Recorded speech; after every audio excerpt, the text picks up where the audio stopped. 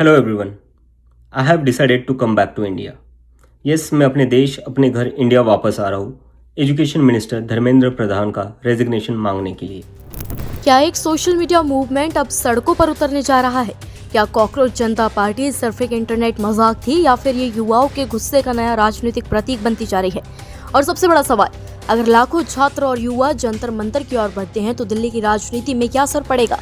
इन दिनों देश की राजनीति में एक ऐसा नाम चर्चा में है जो कुछ हफ्ते पहले तक किसी ने नहीं सुना था, लेकिन आज करोड़ों व्यूज, लाखों समर्थक और लगातार बढ़ती ऑनलाइन मौजूदगी के साथ कॉकरोच जनता पार्टी राष्ट्रीय बहस का हिस्सा बन गई है।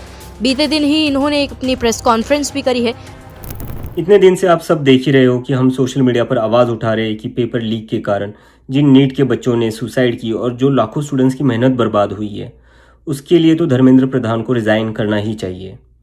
8 लाख बच्चों ने हमारी पिटीशन साइन की है। Crores of people have supported this demand on social media as well, and not just that, देश में कई सारी जगहों पर इसको लेकर प्रोटेस्ट भी तो हो रहे हैं, जैसे लखनऊ, जयपुर, महाराष्ट्र, दिल्ली, लेकिन फिर भी इनको कोई फ़र्क नहीं पड़ रहा।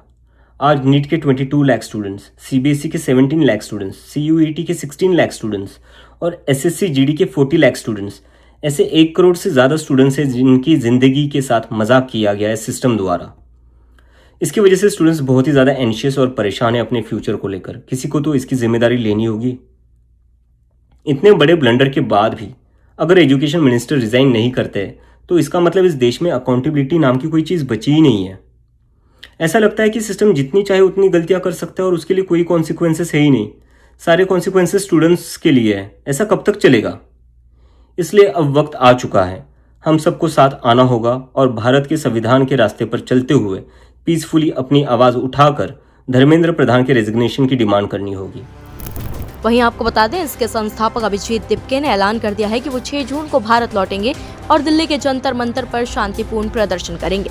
उनकी मांग है कि शिक्षा मंत्री धर्मेंद्र प्रधान इस्तीफा दें और परीक्षा प्रणाली में हुई कथित विफलताओं की जवाबदेही भी तय करें। अगर हम सब साथ मिलकर आवाज़ उठाएंगे तो ज़रूर इनको हमारी बात माननी होगी। मैंने डिसाइड किया है, मैं 6 जून सैटरडे सुबह दिल्ली आऊँगा। आप सब मुझे एयरपोर्ट पर मिलिए। हम सब मिलकर पार्लियामेंट स्ट्रीट पुलिस स्टेशन जाएंगे और वहाँ पर जंतर मंतर पर एक पीसफुल प्रोटेस्ट करने के लिए परमिशन मांगेंगे। इंडिया का कॉन्स्टिट्यूशन हमें राइट देता है कि गलत के खिलाफ हम पीसफुल तरीके से अपनी आवाज़ उठा सकते हैं। उसी कॉन्स्टिट्यूशन के अकॉर्डिंग हम अपनी आवाज़ उठाएंगे और मैं उम्मीद करता हूँ जितने भी कॉकरोच जनता पार्टी के सपोर्टर्स हैं और जितने भी स्टूडेंट्स और यूथ इस सिस्टम से परेशान हैं वो इस प्रोटेस्ट में शामिल होंगे। जिसको लगता है धर्मेंद्र प्रधान एजुकेशन मिनिस्टर जो है हमारे, उनको रिजाइन करना चाहिए, वो सभी लोग इस प्रोटेस्ट में शामिल हो जाएं। इस पूरे आंदोलन की जड़ें उस विवाद तक जाती हैं जिसने सोशल मीडिया पर भारी बहस छेड़ दी थी। कॉकरोच शब्द को लेकर विवाद खड़ा हुआ, जिसके बाद ये व्यंग्यात्मक राजनीतिक अभियान शुरू हुआ। हालांकि बाद में तत्कालीन टिप्पणी को लेकर स्पष्टीकरण भी सामने आ गया है कि वो भारतीय युवाओं के लिए नहीं बल्कि फर्जी डिग्री धारकों के संदर्भ में थी। दिलचस्प बात यह है कि इस आंदोलन ने सिर्फ मीम्स और सोशल मीडिया पोस्ट तक खुद को सीमित नहीं रखा। अभिजीत दिपके लगातार नीट, सीयूईटी, सीबीएसई और अन्य भर्ती परीक्षाओं से जुड़े मुद्दों को उठाते रहे हैं। उनका दावा है कि करोड़ों छात्र परीक्षा प्रणाली की खामियों से प्रभावित हुए हैं और जवाबदेही तय होनी चाहिए। वहीं राजनीतिक विश्लेषकों का मानना है कि आंदोलन युवाओं के भीतर मौजूद असंतोष को डिजिटल मंच देता है। अब सवाल यह है कि 6 जून को क्या होगा। देखिए, अगर कुछ हजार लोग पहुंचते हैं तो ये एक सामान्य विरोध प्रदर्शन माना जाएगा, लेकिन अगर जंतर मंतर पर लाखों युवा पहुंचते हैं तो ये देश की सबसे बड़ी छात्र आधारित लामबंदी में से एक बन सकती है। लेकिन यहाँ एक और सवाल खड़ा होता है, क्या इतनी बड़ी भीड़ को प्रशासनिक अनुमति मिलेगी? क्या सुरक्षा एजेंसियां पहले से कोई व्यवस्था करेंगी? क्या प्रदर्शन जंतर मंतर तक पहुंच पाएगा या उससे पहले ही प्रशासनिक स्तर पर सीमित कर दिया जाएगा? इन सवालों के जवाब अभी किसी के पास नहीं है, क्योंकि भारतीय लोकतंत्र में शांतिपूर्ण प्रदर्शन का अधिकार संविधान देता है, लेकिन सार्वजनिक सुरक्षा, कानून व्यवस्था और प्रशासनिक अनुमति जैसे पहलू भी उतने ही इम्पोर्टेंट है। मेरे फ्रेंड्स और फैमिली को डर है कि मुझे एयरपोर्ट से ही अरेस्ट कर लेंगे और फिर जेल भेज देंगे, लेकिन मुझे अभी भी उम्मीद है कि आज भी हमारा देश एक डेमोक्रेसी है और हमें पीसफुली प्रोटेस्ट करने की परमिशन मिल जाएगी। I want to make it clear, I'm a big admirer of Gandhi, Ambedkar, Bhagat Singh and Nehru, and I believe in the Constitution of India more than anything else, जो हम सबको एक democracy में अपनी आवाज़ रखने का राइट देता है। और रही बात जेल के डर की, हम कब तक डर कर जिएंगे यार? ये देश किसी एक पार्टी का थोड़ी ना है, ये देश तो हम सबका है। हमारे फ्यूचर का सवाल है, हमारे फ्यूचर बर्बाद हो रहा है और ये अब हम सबकी जिम्मेदारी है कि जब भी इस देश में किसी के साथ कुछ गलत हो तो हम सबको आवाज़ उठानी चाहिए in a very peaceful and democratic manner. मैं चाहता तो यहाँ यूएसए में जॉब लेकर आराम से रह सकता था। मुझे पिछले कुछ दिनों में कई जॉब ऑफर्स भी आई है, but I am not gonna take it as I have decided to come back to India because I love my country and I really want to do something for my country. हम सब आज जो कुछ भी है वो सब इस देश ने हमें जो दिया है उसी के कारण है, और अब हमारी बारी है अपने देश के लिए कुछ करने की, क्योंकि अगर हम आज कुछ नहीं करेंगे तो कौन करेगा?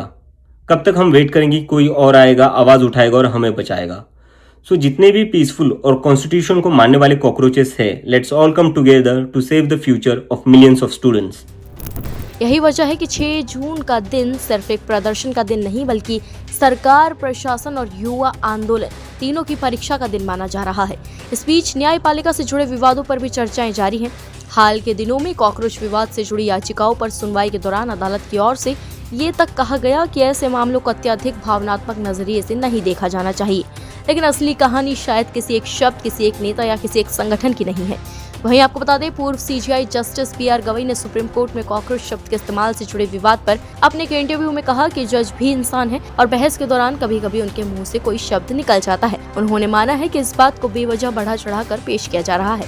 वहीं आपको बता दें, उपराष्ट्रपति सीपी राधाकृष्णन ने मीडिया से पॉजिटिव न्यूज दिखाने को कहा है। आगे उन्होंने ये भी बोला है कि अगर अच्छे कामों की खबरें नहीं दिखाई जाएंगी तो युवा उनमें रुचि खो देंगे और कॉकरोच का अनुसरण करने लगेंगे। पहले कोई उन्हें जानता भी नहीं था और अब अचानक वो हर जगह दिखाई देने लगे हैं। ऐसी चीजें ज्यादा समय तक नहीं चलती, युवाओं तक सही मैसेज नहीं पहुंचेगा और वो सोशल मीडिया के अस्थायी ट्रेंड्स के पीछे चल पड़ेंगे। असली कहानी उस पीढ़ी की है जो नौकरी, भर्ती परीक्षाओं, पेपर लीक, प्रतिस्पर्धा और भविष्य की अनिश्चितता से जूझ रही है। सोशल मीडिया पर शुरू हुआ ये आंदोलन आखिरकार कितना बड़ा बनता है ये तो आने वाला समय बताएगा। फिलहाल 6 जून की तारीख तय हो गई है, जंतर मंतर का नाम सामने आ गया है, मांगे भी सार्वजनिक कर दी गई हैं। अब नजर इस बात पर है कि क्या 6 जून को जंतर मंतर पर प्रदर्शन होगा या उससे पहले ही अभिजीत दिपके को रोक लिया जाएगा। अगर प्रदर्शन हुआ तो कितने लोग पहुंचते हैं, प्रशासन क्या रुख अपनाता है और क्या ये ऑनलाइन गुस्सा असल में ऑफलाइन ताकत में बदल पाता है या नहीं, क्योंकि भारतीय राजनीति में कई आंदोलन एक पोस्ट से शुरू हुए हैं, लेकिन इतिहास सिर्फ वही लिखते हैं जो स्क्रीन से निकलकर सड़कों तक पहुंचते हैं। फिलहाल आप पूरी खबर पर क्या कुछ कहना चाहेंगे, कमेंट्स में हमें अपनी राय जरूर दें।